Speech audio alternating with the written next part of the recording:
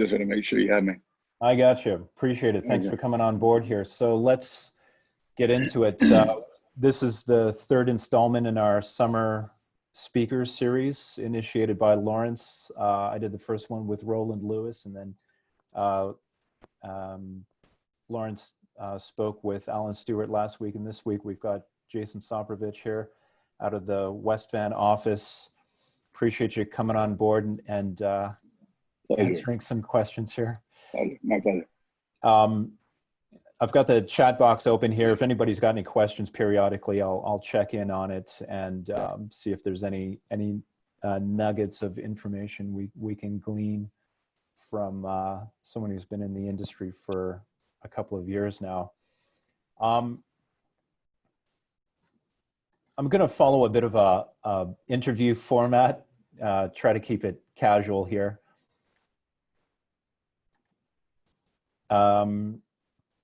So I was just wondering, how are you finding things these days in the age of COVID? Well, they've been challenging, of course. I think like anything, it's one of those scenarios where you're dealing with unknowns and people have to make adjustments to the unknown. And so in my eyes, initially it was a bit unnerving because we weren't really sure on how things were going to be exercised relative to the government and how this was going to affect real estate as a whole. But ultimately, when things became an essential service, it seemed to really take hold for me anyways. It was certainly a very positive aspect. And so then putting into place all the policies surrounding COVID was implemented, and that worked out really, really well. Okay. I always like to get everybody's sort of take on the status quo and how they're navigating the situation. And obviously you get mixed reviews and things like that. And ultimately, I think people are just trying to do the best they can with what they have. I was hoping maybe we could just start off with a brief intro, a little bit of background about where were you before you got into the industry and how you got into it? Sure. I was young. I started out in the industry in 1993. I was about 22 or 23 years of age at the time. And prior to that, I was I'd finished college, marketing and sales program at Capilano, and I was putting myself through college with I was framing houses and waitering and doing a bunch of odd jobs. And I woke up one day and I just thought, I gotta change my life. Like, this is just, to me, it was just not what I had in mind for me. So I decided to take the real estate course. And the reason that had happened is because my mother raised my brother and I. She was a single mom, and she ended up taking us around to open houses every weekend because she was leveraging property and buying new properties and ended up fixing them up and selling them. So we took time to go with her and look at houses. And eventually that became sort of a passion of hers, which essentially then became somewhat of a passion of mine. Sometime around 1986, she joined the real estate market and the real estate board. She worked at Western Realty. And, I watched her when she came home. She worked very, very hard. And so I was always admired her for her hard work. If any of you know her, she's a pretty tough lady, fair lady, but she's got a lot of work ethic. So she wasn't gonna have mama's boys by any means. And so my brother and I were put to the task of having to, pick up the pace while she worked. And so that instilled, I think, a solid work ethic in me. And at the same time, I had the ability to go away with her on a trip that she had won as being in the top whatever. And so we went away with a bunch of realtors, and at the time it was like Al Sutton and Tom Hassan, a bunch of guys that went to Maui. And so I got to go on this trip, and I was very much a sponge. I was very excitable, and certainly I had great aspirations for myself to be good at whatever I was going to do, but this seemed like to be the right business for me. And so I jumped in with 2 feet, and away we went. So quick question then, just reflecting on your thoughts about what you did before you entered the industry, and you just thought, oh, I got to get out of framing. It's just not. At this point now, do you find that there was some relevance? Does it sort of come back and you think, oh, you know what, maybe I had to go through that for a reason, and it's kind of given me some perspective. Yeah, I mean, that's a good question. I would say that, reflecting on my life, which, apparently over the last 3 years I've done a lot of, but it was a very exciting time for me. Because my mother raised us with somewhat of an iron fist. She made men out of us young, and so we had a lot of responsibility, which made us grow up a lot quicker, I think. And so as soon as I had finished high school and then into university, I was pretty excited to sort of sink my teeth into something. And I feel like that when you get involved with something, that you do it wholeheartedly, and you commit, you give it your best. And in my eyes, I was internally competitive with myself, probably competitive with others. Didn't hear that. probably didn't show it all that much, but it was great to reflect on her upbringing of us, and she really instilled a work ethic in us that sort of manifested into what happened for me as a starting realtor. And so when I had the ability to get my license, and I took a lot of time to think very carefully about how I wanted to be perceived, and how I wanted the public, Hi, good morning, Glenn. How are you doing? Sorry about that. No worries. I'm going to mute a few others here. I appreciate that. One thing, I guess, I don't know if other people have sort of shared this observation. New people getting into the industry, they'll look at someone who's more experienced and they think, oh, wow, that's, look at that. And it's easy to be sort of inspired, intimidated, and then at some point you kind of realize, look, everybody's got their own path to the top. Everyone's got their own brand of real estate that they do. How would you sort of characterize your brand of real estate?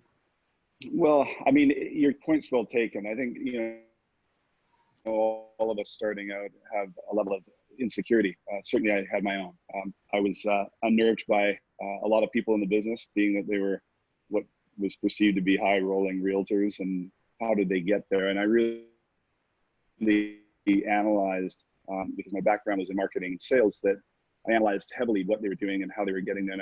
And it was apparent to me that if I was going to make any headway, that I had to dive in with both feet and get uncomfortable. I mean, that's really the long and the short of it. I think most people that are successful, it's a learned experience. It doesn't happen overnight. I mean, certainly there's lots of people that have confidence, but I think confidence is built. And for me, it was no different. I spent a lot of time analyzing how, as I mentioned, I wanted to be perceived, right down to, the color of the clothing I was wearing, the car I was driving, the way I was talking, walking. I had a real vision of myself, and that was very, very clear. And from there, the marketing to the public was an aspect that wasn't really being tapped into. And I could see that there was lots of room for me not to reinvent the wheel, but to be creative to a certain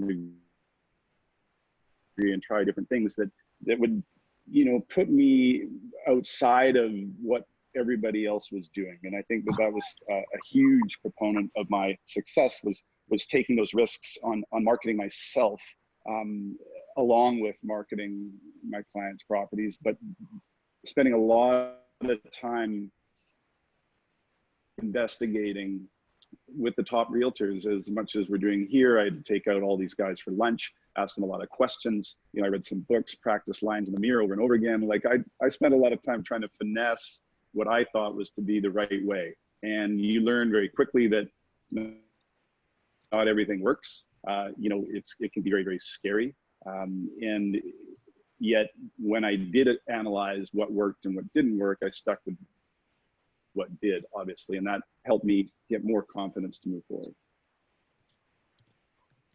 I remember Bill previously, he mentioned a previous sort of interview, perhaps in a similar format to what we're doing now. And one piece of advice that he relayed to me from that episode was that one advice that you'd given was do your best to cooperate with the other agent, whatever you need to do to facilitate the deal, make it work.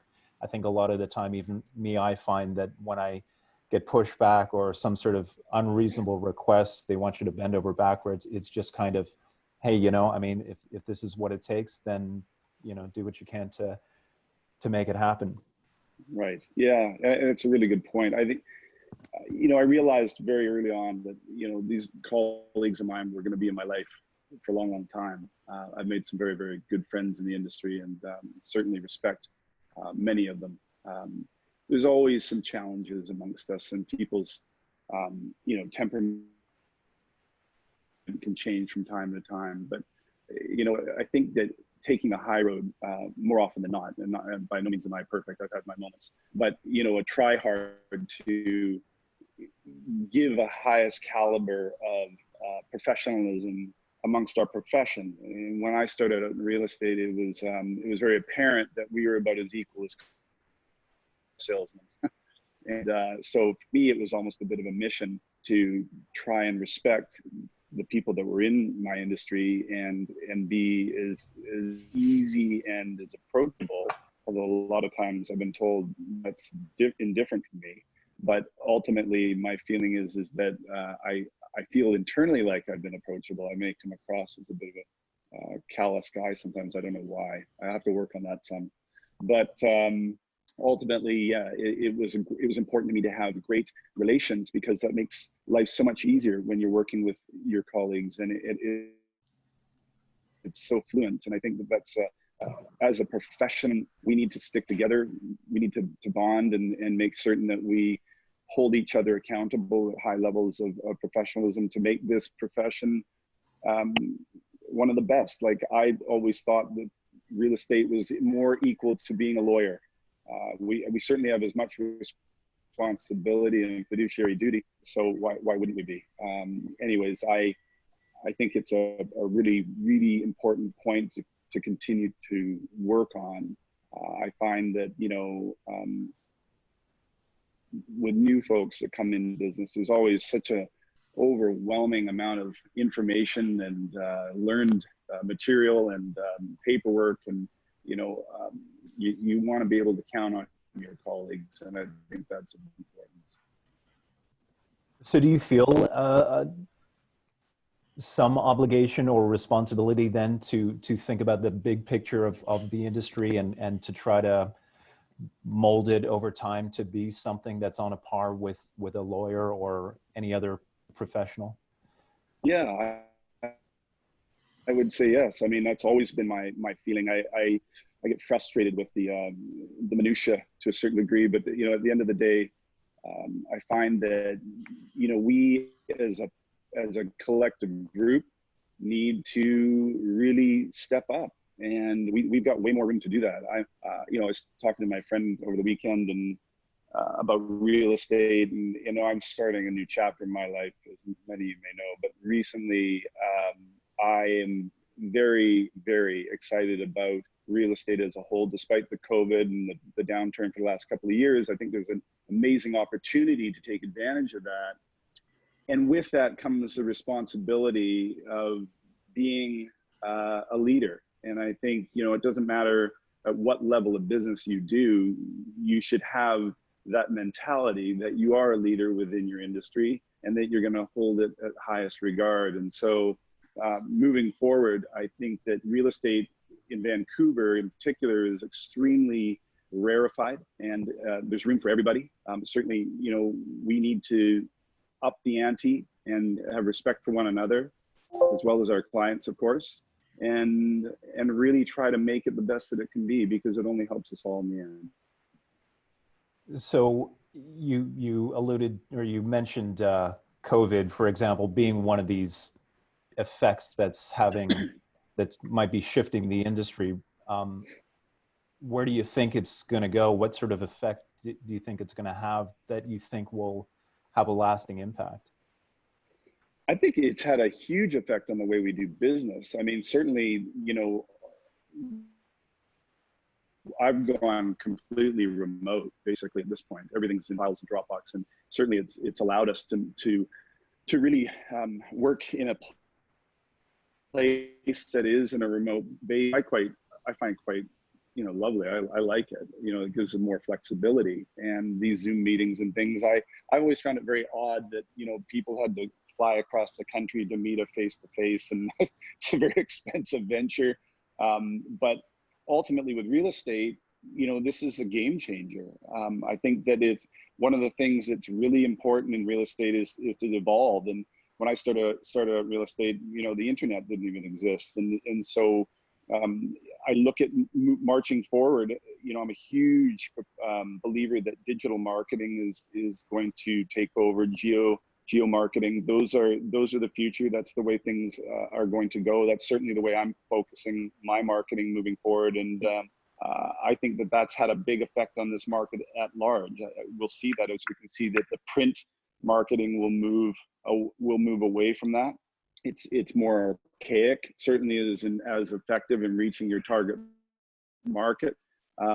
So I think with, you know, there's always a silver lining, and with this, it's made us, like any cycle, respect our business maybe a little bit more, adjust to the times of change, and take out the good and get rid of the archaic or the old or the bad. And so it's always positive to clean house a little bit.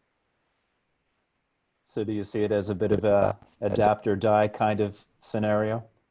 I would say it's if you're not thinking that way, I would say that you should really take a second look. I do feel that this industry, this whole pandemic has changed the way that we, as most businesses, are going to do business for a long time.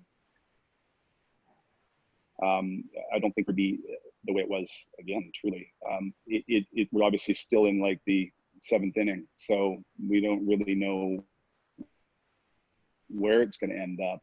I feel that real estate, if we uphold our duties in a COVID manner, to show properties and to be responsible relative to this pandemic, that it can come out favorably for us. So we should take that as being leaders in our industry to do that, and certainly in other businesses as well. So as a whole, you know, it's nice to see that the market is stabilizing. I feel like it is certainly at the foundation level, and now moving more towards the luxury market, we're starting to see some stability to a certain degree, which is great. And I mean, it'll probably be much of the same until we get this government out of power.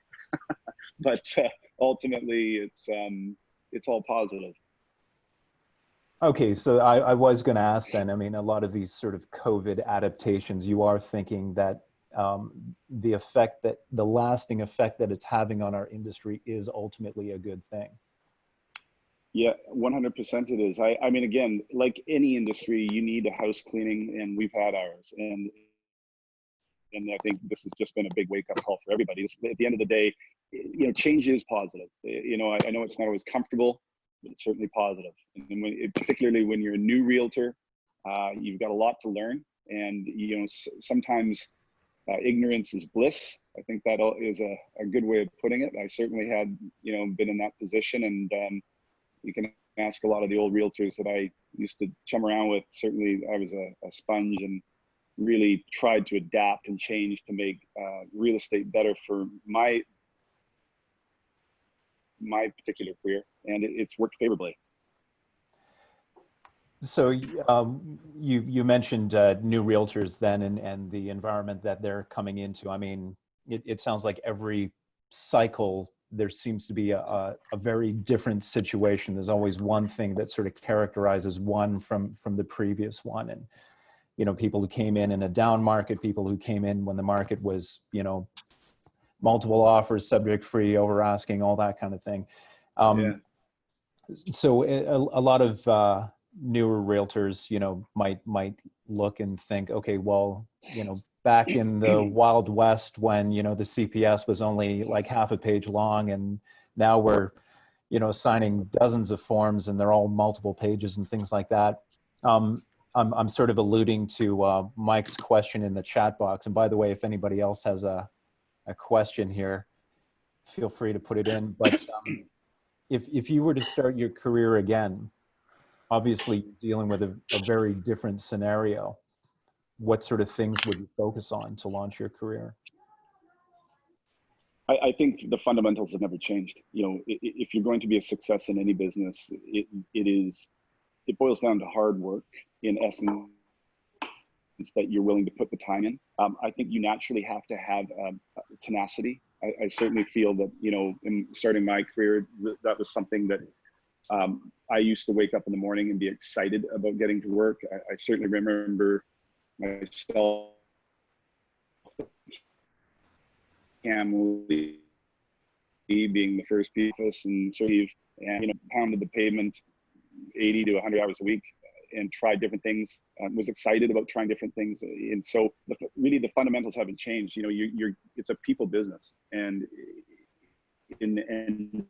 now the loyalty has,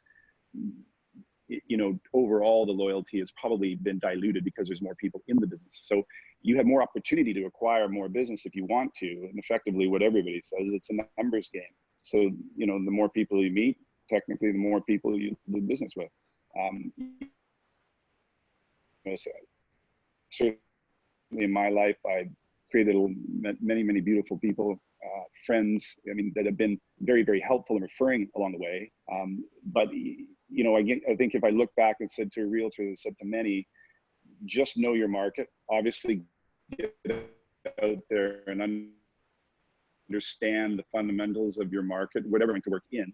Make sure you like it, first and foremost, or you're familiar with it enough that you can talk the talk, because people want to deal with people that are confident. And when you know your analytics and when you know your marketplace, you're able to talk with confidence. And I think that's of great importance. I always felt like I couldn't get enough information about real estate. I wanted to be able to tell you what a Dunderray property would sell for, and what a Caulfield property would sell for, and how many times the house had sold. And so at any point that any buyer or seller asked a question, that I had that arsenal to be able to answer those questions with confidence. And at the same time, there were times that I didn't know the answer, and I was honest about that. I felt like, it was better to be upfront and say it was a great question, but I don't have the answer, but I'll certainly get it, instead of trying to flippantly answer it, tongue in cheek, so to speak. And so, being honest with people, they then trust you. And this business boils down to simply being trustworthy. And the more people that have that confidence around you and feel that they can trust your advice is really the crux of it all. I'm missing you now, Andy. I can't hear you. Sorry about that. There you are. Now you're back. I'm making a note of all this as I go along here. I just want to refer to the chat box here again. Alan Stewart: I've always respected Jason's ability to be a chameleon and relate to a wide array of people. How do you remain authentic while being able to work with people up and down the real estate spectrum? I think generally that's a really good question, Alan. I mean, and I thank you for that. Honestly, I love people. I've always loved people. I didn't get in this business because of the money. That certainly was not the case. I was excited about the competition. I was certainly excited about meeting people, so many different stories and, walks of life. And I think naturally, if you're interested in people and you're interested in what they have to say, that you need to listen more often than talk. And,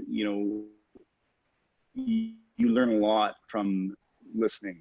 I used to read these books, Tom Hopkins, which is this guy way back in the 70s, he had these sales pitches going, and read his books, and he really drilled that into me. I always thought, yeah, I got to listen more to people. I've got to be a little more attentive to their needs, a little more understanding what they're looking for. And so often than not, somebody will tell you something that they want, what they think they want. but in actuality, they want something completely different. And it's in that moment of, you know, being able to respect what they're saying, really listen hard to what they're really trying to get out, because sometimes people can't communicate as well as others, and adapt to that scenario for them, make it easy for them to make their decision.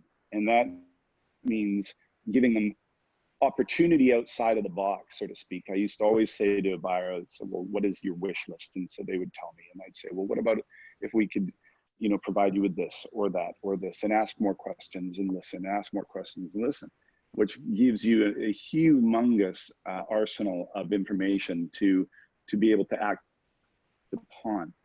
And, you know, the other thing is that, being what he referred to as chameleon, I used to mirror people all the time, and I'd practice it a lot, where if I was in a meeting, I wanted people to feel comfortable. I wanted them to feel, you know, natural. And certainly when I was meeting with somebody face to face in, let's say, the boardroom, particularly if they had never met me before, or they were younger and starting out in the industry, or any client for that matter, I always looked at their body language and how they were, you know, how they were acting. And so for me, I took a very relaxed approach and tried to, you know, sit back and talk softly, and get them to listen a little harder, so that they were a little bit more in tune. But if there's certain people that were assertive and were upright and meant business, then I'd be upright as well. And, you know, I'd sort of mirror what the other person was doing, and try to make them relaxed. And naturally they wouldn't understand what was happening, but it put them at ease. And I think that was a really important part about making people feel comfortable, so that they can talk honestly and give you information that you need to make the right decisions. So that was sort of some of the chameleon stuff he's referring to. I get it. One more question here from Mike here. You mentioned COVID has disrupted and cleaned house, unquote, in our industry, and you're going away from traditional print marketing. What percentage of your marketing budget do you still put towards traditional print marketing, like buses, et cetera, compared to marketing online? How important is that kind of marketing to you? You know, it's a good question. I don't have a definitive budget on my marketing. I never did take one, for that matter. I mean, in the first 3 years of my life, I was 100,000 in the hole. You can imagine, in this business, I took a lot of risk, and I remember after 3 years, I finally got to zero. But it was that risk that catapulted me into a different sphere within the business. For moving forward, here and forward, I think that the print aspect of marketing is archaic, and although yet it's the most expensive, where you get so much more bang for your buck on the digital platform or geo-marketing, which is also expensive, but you hit the demands of way more people. Certainly social media platforms, I'm, you know, a bit of a dinosaur surrounding that, but I'm trying to make an effort to understand a little better. So I'm trying different things in that regard. And I'm dealing with a company, you know, downtown that is helping me do some what I'll call contemporizing, you know, the websites and the way that we execute marketing to people abroad. For me, it's really important that whatever social media platform you choose, that you're targeting the markets you need. I find a lot of it is just kind of a shotgun effect, and it doesn't really give you the bang for your buck that, you know, maybe we'll think of looking at ourselves, taking videos of ourselves and all this stuff, but that doesn't really interest me.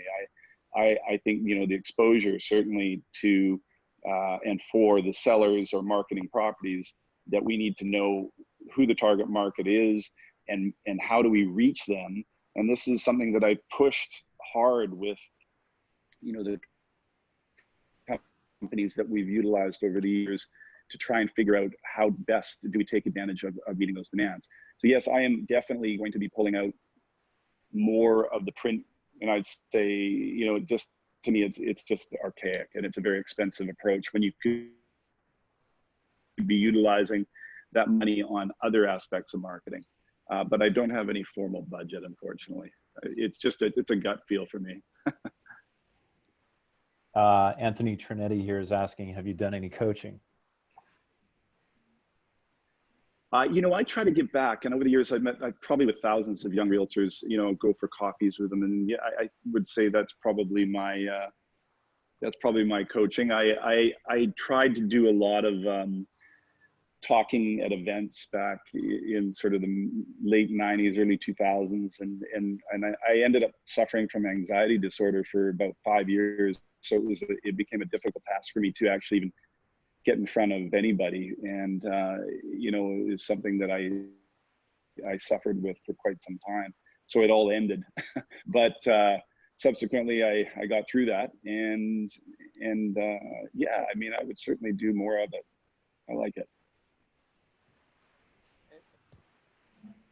Are there any sort of lessons or perspectives that you draw strength from when you find yourself kind of getting a bit stressed out on a daily basis, just from the details that go on with working in the industry? Yeah, my life's been pretty stressful, brother, for the last 3 years. My whole life has changed because of my divorce, but drawing on what I think you have to look deep within yourself is that your person is certainly not always going to get everything right. It's important to assess. I think analyzing an introspective look at yourself is always really important. Am I doing things right? Am I treating people with kindness? And am I taking the right approach here? Certainly, I've walked down paths that I wished I hadn't. But I'm quick to apologize and certainly draw on the positives from those types of things. I feel like again, if you go awry on anything, that you should get back to the basics and the fundamentals as a person as well as your industry. And if you're in a challenged time like COVID, or if you're in a challenged cycle of the market, then I think it's important to really get back to the basics and start again from what worked for you in the beginning. And I think that has always served me well.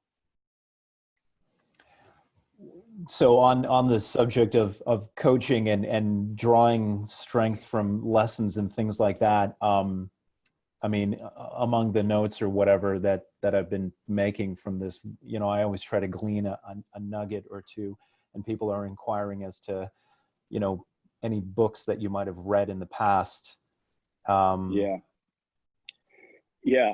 There's a lot of books I've read about real estate. I think that the Tom Hopkins How to Master the Art of Selling Real Estate might be a bit archaic in some of the methods that he used back in the 70s and 80s.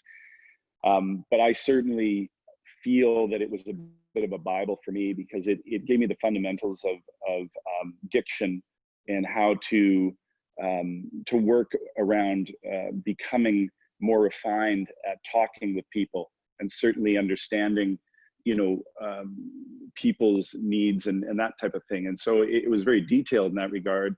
I still read it and reread it once every sort of 3, 4, 5 years, and I feel like it always gives me a little bit of that old school fundamental stuff, so I like that. I think there's a lot of great inspirational books out there. I mean, certainly Anthony Robbins is a great guy, and I certainly listen to a lot of his audiobooks and things. I think he can be very invigorating, in all walks of business. Gail Hima, he wrote a book. I just don't remember the exact title.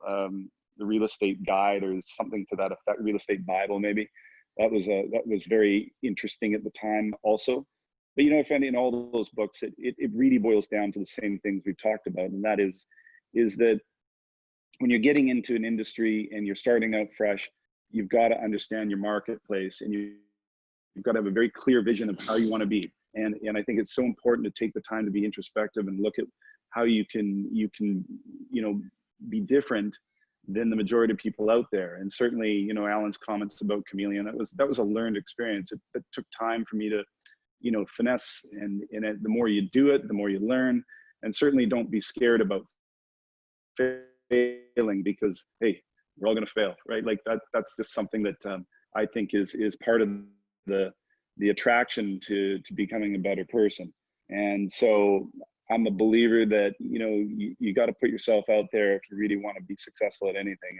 And these books and these audio tapes, they certainly help give you some ideas. And I'm no stranger to them. What does the future hold in store for you then?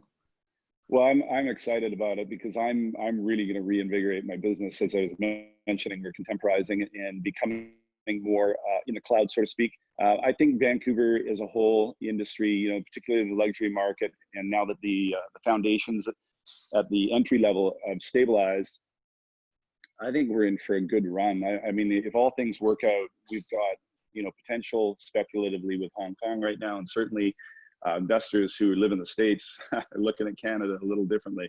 So I think as a whole, there's a real uptick, which could bring great momentum to this marketplace. And just as we all know, Vancouver is such an incredible city to live in, and gives such great lifestyle to those that live here. I've got a request here. I kind of jumped the gun and started recording this. I'm asking for your permission. Would you mind if I reposted a recording of this to our private Sussex Facebook page? It wouldn't be available to everybody, but I think for me, definitely, I'd love to be able to draw on it again. Yeah, my pleasure, of course. Yes, anytime. Appreciate it. I was wondering if anybody else had any other insights or questions or something like that. Otherwise, I was just going to ask you if you had any parting words for us. Yeah, just don't give up. I'm living proof, right? Like, it just takes a lot of hard work, and nothing comes easy. If it comes easy, you should probably be waiting for the left foot to fall somewhere along the way. It's a challenging business, but it's an exciting business, and there's nothing but upside. I don't know any other industry where you can make potentially the kind of money we do with as little education as we do. This is a people business. It's about relationships. It's about being open and understanding. It's about, holding yourself at high regard. And I don't think there's any other business like it, quite frankly.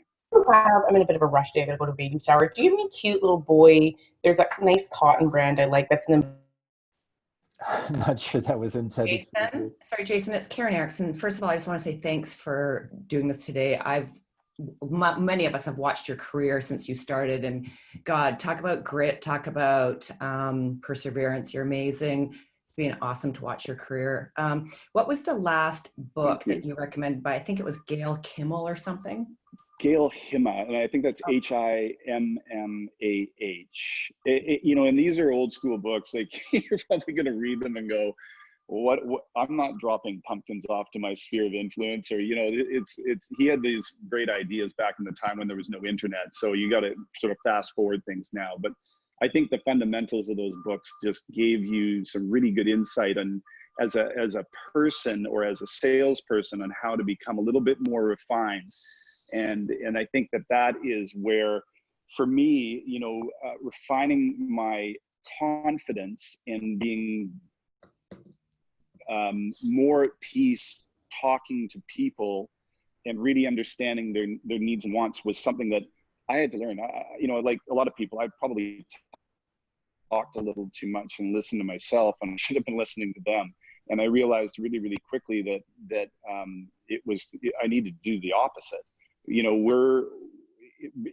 There's no secrets to this business. It is about giving good advice, making sure that you give sound advice, and that you give it to as many people as possible. And that's why I say it's a numbers game, because you can work and do 10 sales, and that's a wonderful career, or you can work and do 100, depending on what level you want to. Nobody has the gun to your head to do it. It's up to you. So there's no ceiling of success for you to make it that way. I can't hear anybody now. That was great. I appreciate it.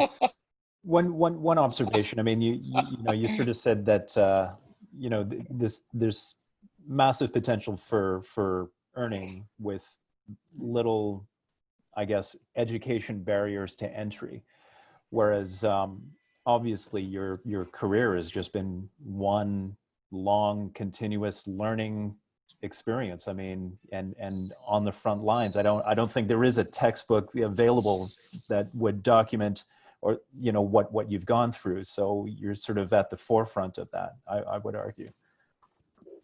Yeah, I mean, it's nice of you to say. You know, for me, timing is a lot. Certainly, I'll give it that. I started in a marketplace, which was difficult. We started in a government, which was the same as today. And I remember the first 8 years of my marketplace being very, very challenging. But I remember just enjoying it so much. And, you know, I would set goals for myself on how much a year, and I'd write a list of goals that I wanted to make, both personally and in my business, and then had a whole box on the other side of the page. It was about change and how I wanted to see things change. And that was sort of a running tab for me. You know, I try to obtain goals that I think are a little out of reach. I mean, you know, I was talking to a friend this weekend about it, and she was setting goals for herself, and certainly look back, I think we both realized that she has kind of reached her goal pretty quickly, and certainly needs to up the ante on that goal to make it something that is a little bit more unobtainable. And I think that will internally push her a little further to be a touch more successful financially, although she's doing exceptionally well. So I'm a believer that, you know, we have to adapt and learn and take away goodness from bad, and silver linings. You know, in this particular type of market cycle, there's always going to be a hard time. There's always going to be a good time. You know, you can't arbitrarily just live life as a straight line. It's constantly evolving. And I think as realtors, we've seen such massive changes in this industry over the years. We're going to continue to see it. It's certainly going to get more legalese and more difficult paperwork wise. But I think in the end, that always protects everybody a little better. So, you know, I'm happy. I think it's great. Last question then, I promise. Because listening to you, I get the impression that you're somebody who's very much eyes on the road, foot is on the pedal. Referencing Diane's question here, work-life balance. When you know, do you ever have a moment where you just think, I'm gonna pull over and maybe not think about it for a minute? All the time. You know, look, there has been some dark days for me, for sure.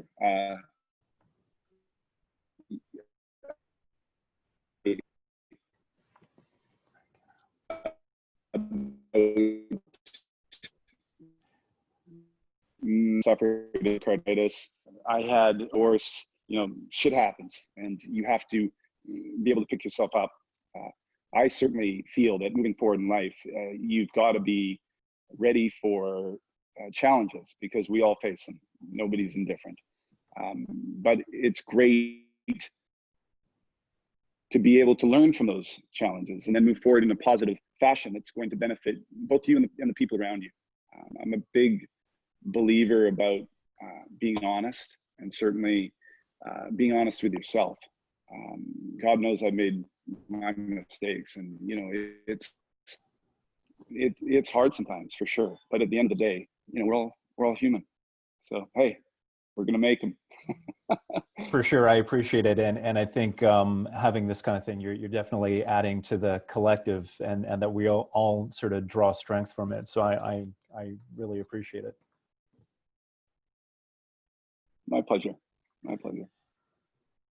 All right. Well, thanks so much, and thanks to the 60 odd people that were able to drop in today. I like that we're able to have a huge turnout for these office meetings, and look forward to doing more with you. Like I said, our Vancouver workspace is open if anybody wants to drop by. feel free to reach out. I can help you get in and set you up. And we've got a little recruitment night taking place tomorrow that I'm hosting here at 7 p.m. So if you know anybody, feel free to steer them by. So with that, I'm going to sign off here and appreciate everyone dropping in. My pleasure. Bye, everybody. Thanks so much. Bye. Thanks.